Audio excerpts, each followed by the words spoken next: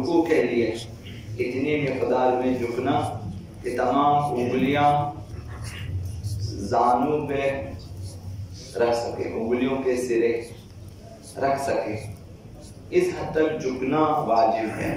لیکن انگلیوں کو زانوں پہ رکھنا حضرت آیت اللہ سیستانی، حضرت آیت اللہ خامنائی ان کے نزدیک واجب نہیں ہے، لہذا آپ ہاتھ گھٹنوں پہ نہ بھی رکھیں تو آپ کا رکوع صحیح ہے۔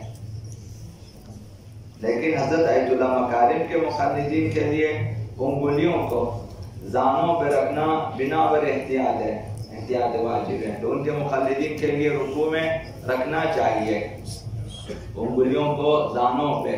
لیکن حضرت آیت اللہ سیستانی، حضرت آیت اللہ خامنائی ان کے مقلدین کے لیے واجب نہیں ہے۔ یہ چھٹا مسئلہ۔ ساتواں مسئلہ یہ کہ رکوع میں جانے سے پہلے قیام میں ہونا واجب ہے، رکوع سے پہلے قیام کی حالت میں ہونا واجب ہے، اور یعنی سیدھے کھڑے ہونے کی حالت سے رکوع میں آنا چاہیے، یہ واجب ہے، یہ قیام متصل برکوع واجب ہے۔ لیکن اسی حالت میں کہ آپ قیام میں ہیں، بدن ساکن ہے، اسی حالت میں رکوع میں جانے کے لیے تکبیر کہنا مستحب ہے، یہ واجب نہیں ہے۔ قیام واجب ہے، آپ کھڑے رہیں، بدن سیدھا اور بدن ساکن و ثابت ہو، اسی حالت سے رکوع میں آنا واجب ہے۔ لیکن رکوع میں آنے سے پہلے تکبیر مستحب ہے، جبکہ اگر آپ نے تکبیر مستحب تکبیر بھی پڑھنی ہو اسی حالت میں پڑھنی ہے، قیام کی حالت میں جبکہ بدن ساکن ہو، تو بغیر تکبیر کہے بھی آپ رکوع کی طرف جا سکتے ہیں۔ لیکن یہ قیام اور یہ جو ہے رکوع، یہ تکبیر، یہ دونوں ساتھ اس طرح سے نہیں ہے، قیام الگ سے واجب ہے، تکبیر الگ سے مستحب ہے۔ یہ آٹھواں مسئلہ، ذکر رکوع مکمل ہونے کے بعد قیام میں آنا واجب ہے۔ جب ذکر رکوع مکمل ہو جائے، رکوع مکمل ہو گیا، اب دوبارہ سے کھڑا ہونا، بدن کو سیدھا کرنا اور بدن کو ساکن ثابت کرنا واجب ہے، لیکن اسی حالت میں سمع اللہ لمن حمدہ مستحب ہے۔ اگر آپ چاہیں نہ پڑھیں، بدن کو سیدھا کرنا واجب ہے، سیدھا رکھیں، ثابت کریں رکوع کے بعد۔ اب آپ چاہیں تو سمع اللہ کہیں، چاہے تو نہ کہیں، یہ مستحب ہے، سمع اللہ لمن حمدہ مستحب ہے۔ نواں مسئلہ، رکوع سے سر اٹھانے اور قیام میں آ کر سیدھے کھڑے ہونے کی حالت سے سجدے میں جانا واجب ہے۔ جب آپ نے سجدے میں جانا ہے رکوع کے بعد تو وہی قیام واجب ہے، قیام کی حالت میں ہو، بدن ساکن ہو، جب آپ نے رکوع کے بعد اسی حالت سے آپ کو آنا ہے سجدے کی طرف، یہ واجب ہے۔ لیکن اسی حالت میں سجدے میں آنے کے لیے تکبیر کہنا مستحب ہے، واجب نہیں ہے۔ جب آپ قیام کی حالت سے رکوع کے بعد، قیام میں آنے کے بعد چاہتے ہیں اب سجدے میں جائیں، تو وہ قیام تو خیر رکوع کے بعد واجب ہے، لیکن سجدے میں جانے کے لیے تکبیر کہنا مستحب ہے، واجب نہیں ہے۔ آپ رکوع سے سیدھا کھڑے ہو جائیں، بدن کو ایک دفعہ ساکن کریں اور جائیں سجدے میں، بغیر تکبیر کہے بھی صحیح ہے، یہ تکبیر مستحب ہے۔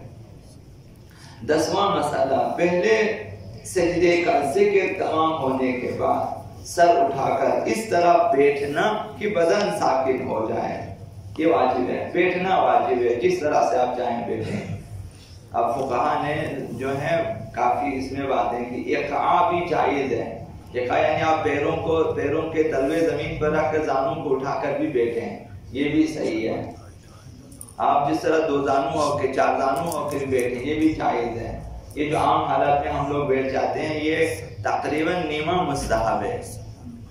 اس میں چونکہ بعض لوگ جو ہیں پیر بائیں پیر کو نکالیں، دائیں پیر کے جو ہیں اس کے جو ہے اوپر کی جو ہے بائیں پیر کے تلوے پہ رکھیں، یہ چیزیں عموماً یہاں پہ نہیں ہوتی ہے، یہ بھی صحیح ہے۔ لیکن یہ کہ اگر کوئی سمجھے اسی طرح بیٹھنا واجب، ایسا نہیں ہے، بیٹھنا سجدہ کرنا چاہیے۔ تو پہلے سجدے کا ذکر جب مکمل ہو جائے آپ بیٹھ جائیں، اور یہ واجب ہے بیٹھیں کہ بدن ساکن ہو جائے، لیکن اب اس کے بعد استغفار مستحب ہے، واجب نہیں۔ اسی حالت میں اگر پڑھنا ہے اسی حالت میں پڑھنی چاہیے جب کہ آپ بیٹھے ہوں پہلے سجدے کے بعد اور بدن ساکن ہو۔ استغفرullah ربی واتوب الیہ استغفار مہم بھی ہے، واجب نہیں ہے، مستحب ہے۔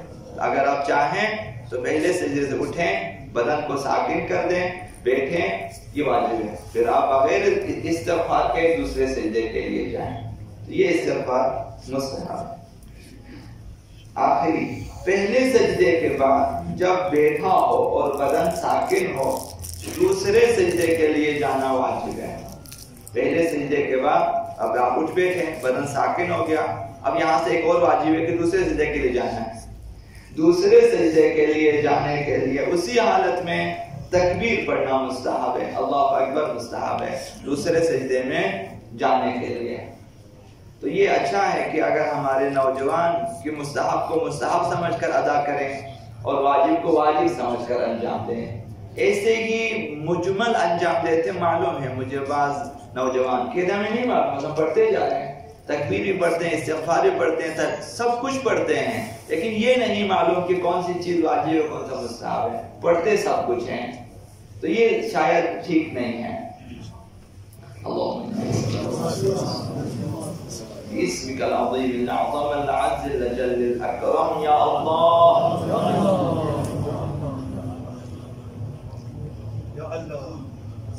يا الله يا رحمن يا رحيم يا مقلب القلوب ثبت قلوبنا على دينك اللهم اهدنا من عندك وافض علينا من فضلك وانشر علينا من رحمتك وانزل علينا من بركاتك بحق محمد وآله الطيبين الطاهرين إلى روح المؤمنين والمؤمنات رحم الله من يقرأ الفاتحة الصلاة